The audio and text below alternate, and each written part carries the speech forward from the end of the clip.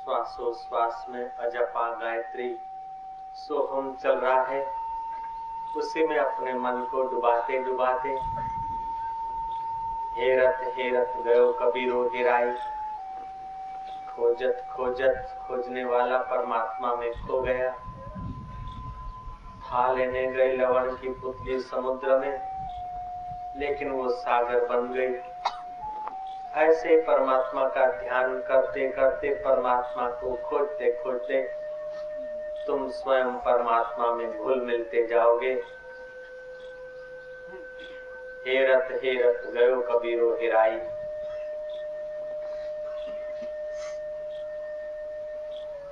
लाली मेरे लाल की जित देखूं तो लाल, लाली देखन में गई मैं भी हो गई लाल।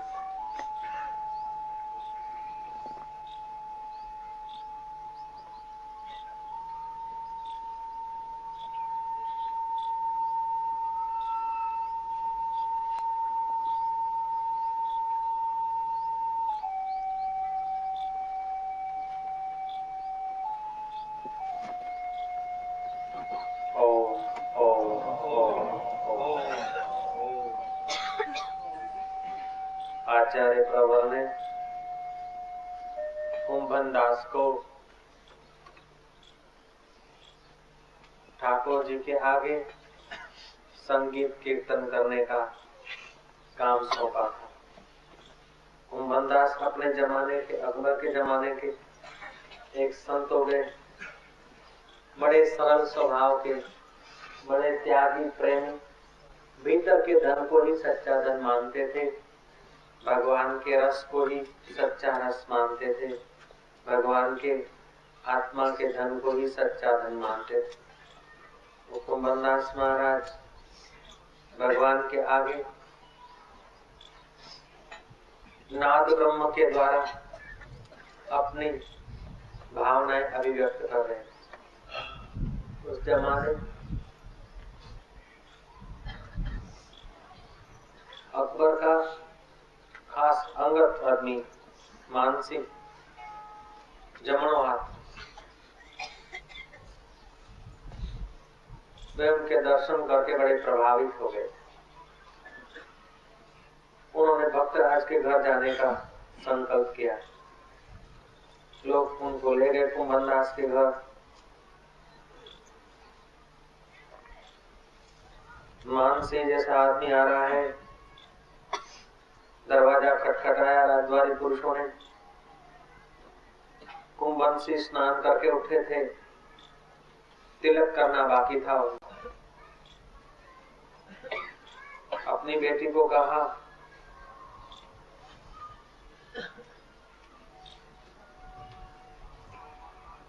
बढ़िया लाइए, आईना लाओ और मेरा आसन लाओ। आईना मंगाते थे तिलक लगाने के लिए, मुंह देखने, और आसन मंगाते थे बैठ के भगवान का देखने। बेटी ने कहा, पिताजी आईना भी बछिया खा गई और आसन भी बछिया खा गई, बछड़ी। मानसी को पता चला कि आईना माना क्या, वो पंडित राज, भक्त राज पानी के बर्तन में अपना मुंह देख के तिलक लगाते थे। वो उनका आईना था। आईना तो बछड़ी पी गई और आसन बछड़ी खा गई। वो घास का जो आसन था, घास बिछा के जब तब करते थे और बाद में वो बछड़ों को दे देते। वो बछड़ा आज पहले ही खा लिया।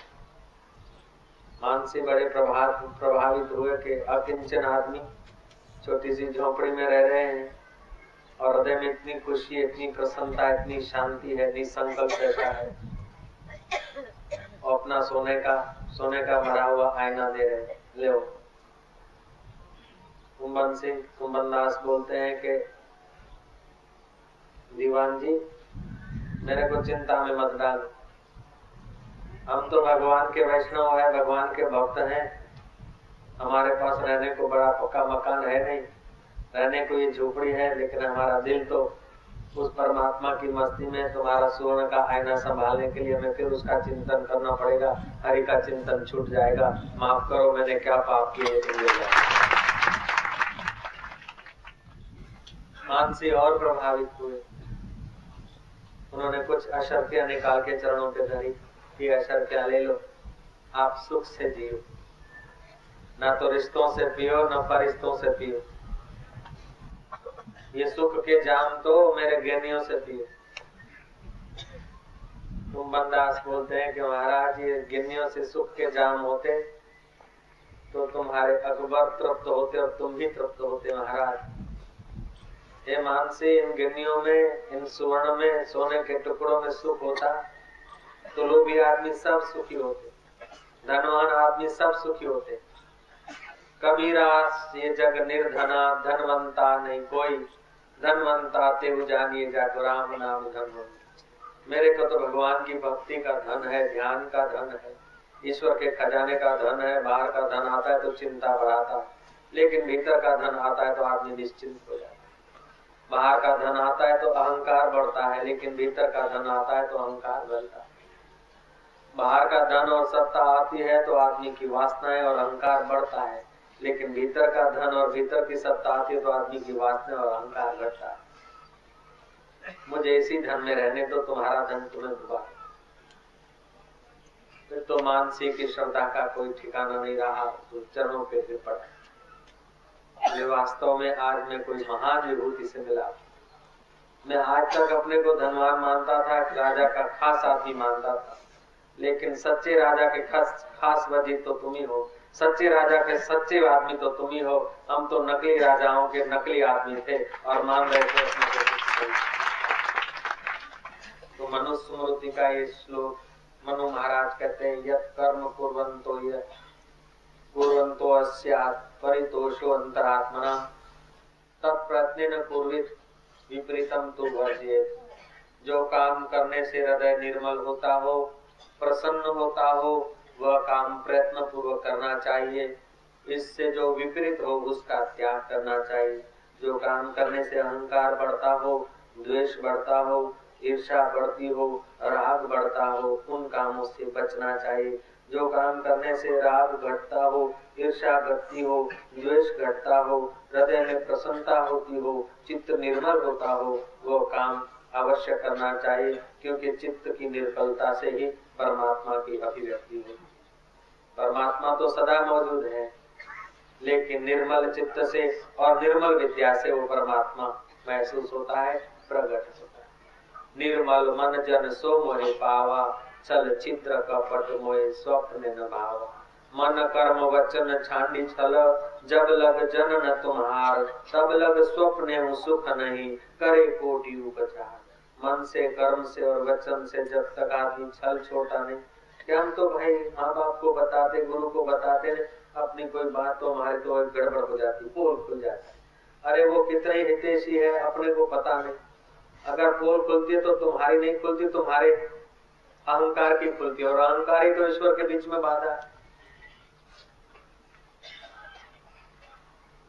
दूसरों के गुण देखना चाहिए और अपने दोष देखना चाहिए, तो उद्धार हो जाता है। हम लोग क्या करते कि दूसरों के तो देखते दोष और अपने देखते गुण। उंगली जब यूं करते तो एक उंगली दूसरों के तरफ जाती और तीन अपनी ओर। दूसरों के जब दोष दिखते हैं तो एक उंगली से देखेंगे और अपनी कहते कि तीन इधर भी तो देख। जब अपनी गलती होती है, अपने में दोष होता है या अपनी कुछ होता है, तो अपन अपने अपने को क्या करते, ऐसे अपना आपा समझकर दूसरों में उनके हित की भावना से, उनके कल्याण की भावना से गुरु लोग जो कहे करे वो अलग बात है, लेकिन अपना आपने ही अपना अधिकार नहीं कि किसी के दोष देखकर अपने चित्त में बेचैन होना, अपने चित्त में अशांत होना। एक पहलवान थे, वो जो जगह निधन का मानू है, निधन का उन्हें जी कथा श्री राम, जो कभी तो धन में, कभी तो सत्ता में, कभी तो उसमें, कभी तो उसमें, कभी इस गुरु में, कभी उस गुरु में, कभी उस कर्म में, कभी उस कर्म में बिछड़े हैं, जो प्यारे से दर बदर भटकते फिरते। एक पहलवान था, उसको किसी लड़की के साथ परिचय हो गया। वो कई दिनों से मनोतिया मानता था ये मेरे से बात कर ली। उस बच्ची ने उनसे बात भी कर ली और पहलवान जी को कहा कि आप आज हमारे घर आइए, दोपहर का भोजन नहीं करिए। पहलवान की तो खुशी का कोई ठिकाना नहीं रहा, वो तो तैरना जानता। तो घर जाके अपना घर वालों को मना करके और नदी में बोले घूम के जाऊंगा तो रास्ता लंबा पड़ेगा, नदी से जाऊंगा तो शॉर्टकट पड़ेगा। तैरना तो जानता ही था और नदी में उसने जंप दे दिया और नदी में तो चला। फिर सोचा कि इसका दाएं किनारे घर आएगा कि बाएं किनारे आएगा। तो कभी तो बाएं किनारे तैरे, कभी दाएं किनारे तैरे, फिर बाएं जाए, फिर दाएं जाए, फिर बाएं जाए। उसमें उसकी शक्ति का नाश हो गया, वो किनारे पहुंचा नहीं, वहीं मर गया। ऐसे ही ये जीव जो है ना बड़ा पहलवान, फाका बाका ये वो अष्टमष्ट खूब रखता, लेकिन इधर से सुख लूं कि इधर से सुख लूं, इधर से भला करूं कि उधर से भला करूं, कभी दाएं कभी बाएं कभी दाएं, धोबी का कुत्ता न घर का न घाट का, ऐसे करके जीवन नाश हो गया। इसलिए मनु महाराज कहते हैं जो कर्म करने से हृदय निर्मल होता है, जिस कर्म से धोखाधड़ी न होता, जो कर्म करने से चित्त प्रसन्न होता हो, भयभीत न होता, वो कर्म प्रयत्न पूर्वक करना चाहिए। लेकिन ये शास्त्र अनुकूल होना चाहिए, मर्यादा अनुकूल होना चाहिए। ऐसे तो दारूडिया को भी प्रसन्नता समझ के दारू पिएगा, बच्चा भी दुराचार कर लेगा लेकिन समझेगा प्रसन्नता, लेकिन उस प्रसन्नता ने तो महाभारत रच लिया, उस प्रसन्नता ने तो युद्ध रच लिए, उस प्रसन्नता ने तो मानवता का ह्रास कर दिया। इसलिए शास्त्र सम्मत प्रसन्नता, बाहर सुख मिलना असंभव है, अंदर सुख मिलना कठिन है, लेकिन बाहर सुख मिलना असंभव है। इसलिए सच्चा सुख जिनको चाहिए वे शास्त्र, गुरु और ईश्वर का आधार लेकर अपने मन को निर्मल करके आत्मज्ञान पाकर मुक्त हो जाते हैं। इतना तो छोटी बुद्धि के लोग भी जानते हैं कि क्लब में जुगाड़ के अड्डे पे आप जुगाड़ करते हैं, पकड़े जाते हैं तो आप दंड के पास हो, लेकिन जुगाड़ करने वालों को सहयोग देने वाले अथवा जुगाड़ करने वालों के बीच आप अगर खड़े भी हैं, रेड पड़ी तो आपको भी लेफ्ट राइट तो चालू हो जाए। जब खोटा काम करने वाले के पास ही खड़े रहने से आपकी लेफ्ट राइट चालू हो जाती है, मुसीबतें, चिंता और बेइज्जती चालू हो जाती है, तो बढ़िया में बढ़िया काम है ईश्वर की बंदगी।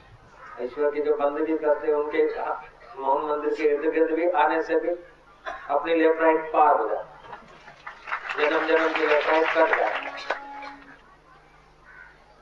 ओम ओम ओम।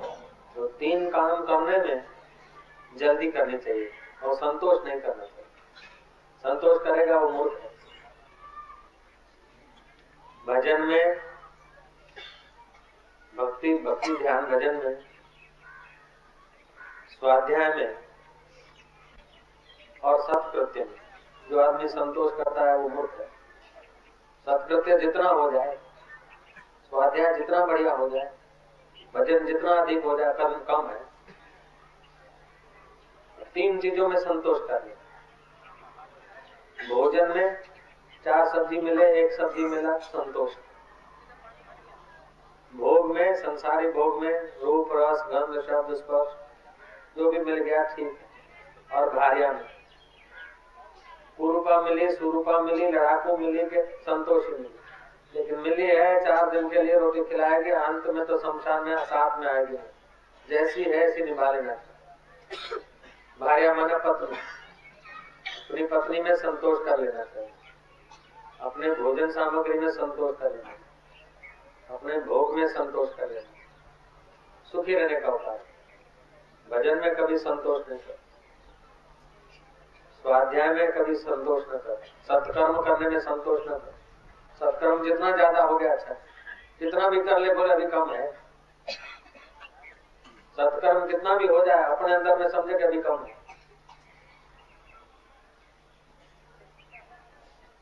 सत्संग कितना भी सुन ले अभी कम है, और 2 वचन। क्या पता कौन सी घड़ी कौन सा वचन गहरा असर कर ले, मृत्यु के समय भी याद आ जाएगा तो बेड़ा पार हो जाएगा। ओम ओम ओम। सत्कृत्य में संतोष न करे, स्वाध्याय में संतोष न करे,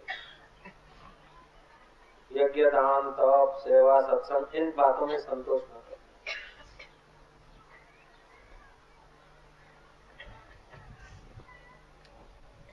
ओम ओम ओम ओम। बोलते हैं जगत तो है, दिखता है सच्चा और ज्ञानी महापुरुष बोलते हैं, वशिष्ठ जी बोलते हैं कि जगत मिथ्या है, रामतीर्थ बोलते जगत मिथ्या है, नानक देव बोलते जगत मिथ्या है, कबीर जी बोलते जगत मिथ्या है, तुलसीदास जी महाराज बोलते जगत मिथ्या है। स्वप्ने सिर काटे को बिन जागे दुख दूर न हो, आत्म तत्व चिन्हो नहीं त्या लगी साधना सर्व झूठी। नरसिंह मेहता कहते हैं आत्मदेव को नहीं जाना था तक का सब ऐसे ही है,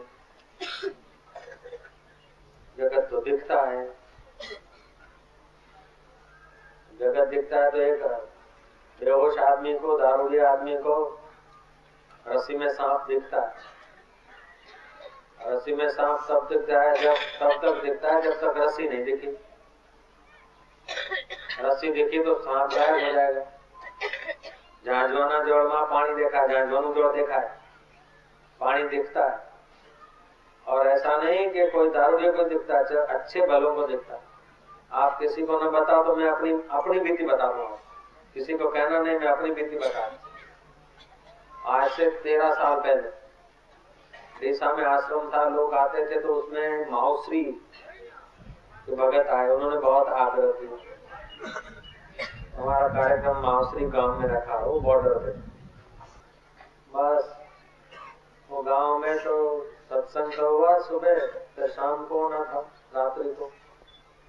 मेरा नियम होता था दोपहर को 3-4 बजे कहीं काम में चले जाते थे। मैंने अपना अंगोछा लिया और स्नान करने का जो कुछ साधन थे मैंने बदल में लिए। मैंने उनको कहा कि मैं जाता हूँ। मेरे को दूर दूर दिखाई दे रहा था दरिया जैसे था, तो झांझवा का जल दिखाई दे रहा था। तो उन्होंने कहा कि साईं ये टुवाल लिया तो स्नान करना है, हम पानी भर के रखें। मैं कह नहीं, पानी भर के रखने की जरूरत नहीं, मैं नहा धो के आऊंगा आराम से। मेरे सामने देखने लगे। फिर उन्होंने सोचा क्या पता भाई ये तो जोगी है, क्या पता कैसे जल खड़ा कर देंगे, कहाँ नहा के आएंगे भाई अपने क्या। उन्होंने ऐसा करके संतोष मान लिया, जो आज्ञा कर दिया। हम तो चलते भाई, सोचा कि वो पानी लहरा रहा है उसमें खूब नहाएंगे, फिर वहीं बैठ के ध्यान करेंगे। हम तो महाराज चलते गए, देखा कितना चले हैं, अभी तो पानी दूर ही दूर दिख रहा है। और पीछे मुड़ के देखा तो पीछे भी पानी, आगे भी पानी, हम जहाँ खड़े हुए। फिर तो हमको बड़ी हंसी आई, क्या झांझवानू जो एकदम बेताल जमीन थी, सूरज की किरणें थी और हवाएं थी, पानी दिख रहा था। अब दिख रहा था तो रहता को नहीं देखा, मरुभूमि को नहीं समझे, उसलिए पानी सच्चा दिख रहा। अपने जैसे आदमी को मरुभूमि में पानी दिखता है, तो जिनको और आंखों का रोग हो गया उनको दिखे तो क्या दिखा। ऐसे संसार मरुभूमि है। अपने जैसे आदमी को संसार में सुख दिख रहा, तो जिनकी बुद्धि नाश हुई है उनको सुख दिखे तो क्या मिल रहा है। अपने जैसों को ये संसार सच्चा लग रहा। वास्तव में सच्चा होता तो एक जैसा रहता। सच्चा हो तो तद दृष्टि स्वरूप अवस्थान। पतंजलि कहते हैं कि समाधि होती है तो स्वरूप में स्थित होती है, परमात्मा में स्थित होता है तो जगत गायब हो जाता है, ज्ञान होता है तो जगत मिथ्या लगता है, भगवान में रस आ जाता है तो जगत मिथ्या हो जाता है, स्वप्न हो जाता है। और तो क्या, आप कोई बढ़िया काम कर रहे हैं, आंख खुली है, आप लिख रहे हैं, लिखने में तल्लीन है, तो पास में आके कोई आदमी खड़ा हो जाता है, पसार हो जाता है, तभी भी आपको नहीं दिखता। आपके कान खुले हैं लेकिन आपका चित्त वहां नहीं, तो वो बात आपको नहीं सुनाई पड़ती। तो जिधर आपका ध्यान जाता है, जो जगत में ध्यान दिया त्यों जगत सच्चा दिखा। तुम्हारा आत्मा सत्य है और जिधर को रिफ्लेक्ट करता उधर सच दिखता। आईना था, बच्चे को लिखा आईना, इसमें बेटा है, अमा छोकरू बाबा बाबा इनमें पुट बैठवा है, साईं इनमें पुट बैठवा गुरु। अरे बेटा नहीं है, आईना रख दिया। नहीं कैसे, मेरे को तो देखा, फिर से उठा के देखा तो देखा बहुत, देखो साइंस में है। तो बेटा है नहीं, दिखता है। मैंने रखा लेकिन चेहरे को। मम्मी मम्मी पापा बोलते हैं, साईं बोलते हैं कि आईने में बेटा नहीं है। मैंने 2 बार देखा तो था, ला मैं तेरे को दिखाऊं। मम्मी का ले आया छेड़ा पकड़ के पल्ला, उठाया कि देखिए बैठा है कि नहीं। बेटा जब तू बोलता है कि देख तभी उसमें आता है, पहले नहीं। जब तू देखने को बोलता है तो तेरी निगाहें उसमें बेटा खड़ा कर देती, तेरा चेहरा ही वहां दिखता है। ऐसे ही ये जगत सच्चा है। जब आप जगत की तरफ देखते हैं, आपकी अपनी सच्चाई फेंकते, तब जगत सच्चा लगता है। तुलसीदास जी बोलते हैं, जा सुसत्यता ते कर जड़ माया। जिस परमात्मा की सत्यता से जड़ माया का व्यवहार भी सत्य जैसा लगता है। जगत स्वप्न जैसा। कलह में से फिर भूतड़ी हो गई और भूतड़ में से कई बन गई, लेकिन अभी देखो तो सब स्वप्न हो गया, कहानी मात्र रहेगी। उसके पहले भी न जाने कितने जन्म हुए होंगे तो पता नहीं, सब बदल गया क्या? एक जैसा तो नहीं रहा। राम गयो रावण गयो ताको बहु परिवार, नानक देव बोले। राम जी, रावण जी, कृष्ण जी भी आए और गए, सब परिवार कहाँ गए? सत्य की परिभाषा है कि सदा एक जैसा है, और असत्य की परिभाषा है कि कभी दिखे नहीं। मिथ्या की परिभाषा है कि पहले नहीं था, बाद में नहीं रहे, अभी दिख रहा है लेकिन नहीं के तरफ जा रहा है, इसको मिथ्या बोलते। ये फूल पहले नहीं थे, ये हार पहले नहीं थे, ये पोजीशन पहले नहीं थी, ऐसी पोजीशन पहले नहीं थी, अभी 2 मिनट पहले नहीं थी, 1 घंटा 2 घंटा 4 घंटा के बाद ऐसी पोजीशन तो नहीं रहेगी। तो अभी क्या है? खेल मात्र है, विनोद मात्र है। हाथ डाल दिया अपने हाथों से, खेल विनोद। ये क्या है? विनोद मात्र है। लो अब फिर नहीं हो गया। ऐसे व्यवहार का गले में घंट पहले नहीं था, अब बाद में नहीं रहेगा। अभी जो पड़ा है उसको भी समझो नहीं है, इसलिए चिंता मत करो, नेवर माइंड। ये है ना, गला में फांसा, पहले तो था नहीं, अब बाद में रहेगा नहीं। तो अभी भी नहीं के तरफ घड़ियां जा रही है। और मुझे लगता है कि हार में बार बार क्यों कह रहा हूं कि लाने वाले का तीव्र संकल्प होगा, उसीलिए कह रहा हूं।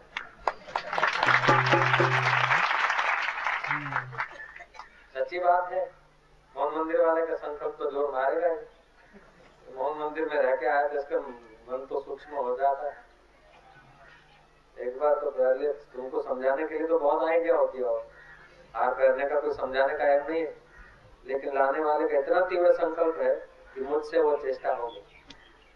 जय जय। ये संकल्पों की दुनिया है, केवल आगे।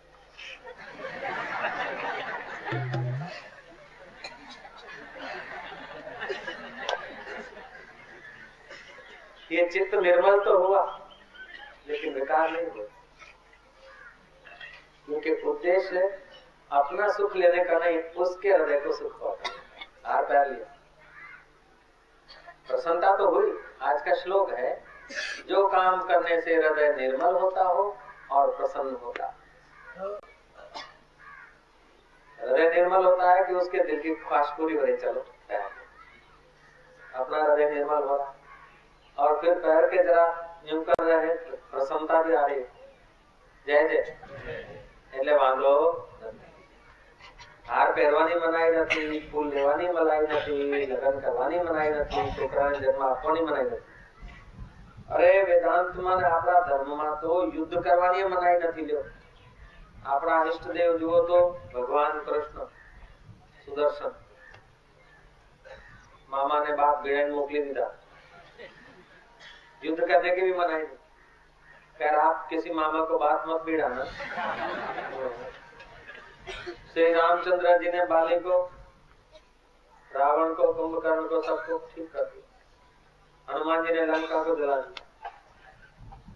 लक्ष्मण भैया ने शूर्पणखा को तो नाक कान काट के सैंपल हाथ में दे दिया कि ले जा तेरे भाई के पास।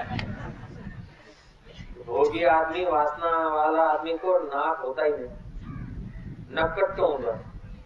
जो भोगी होते हैं, जिनको वासना अंधा कर देती है ना, उसको नाक होता ही नहीं, और वो उपदेश सुने ऐसा उनके पास कान भी होता है। इसलिए लखन लाला ने कहा कि भाई मैं तो ब्रह्मचर्य व्रत में हूँ, मैं तो सेवक हूँ, मेरे स्वामी है, उनके पास से। तो स्वामी ने कहा भाई मेरे को तो सीता जी है, वो मेरा भैया कुंवारा, उधर जा। कुंवारा ने कहा मैं तो दास हूँ, तो उधर जा। तो उधर वाला उधर भेजे, उधर वाला उधर भेजे, उधर के खा रही।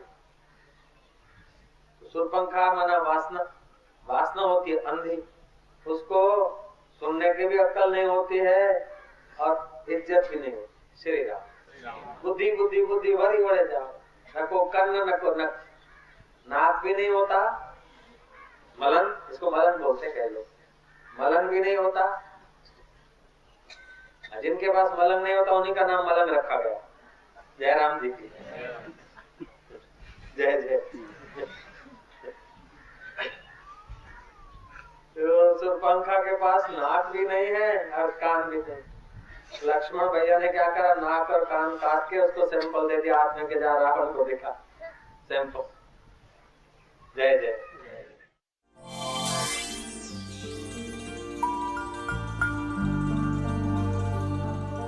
ये है मुंबई निवासी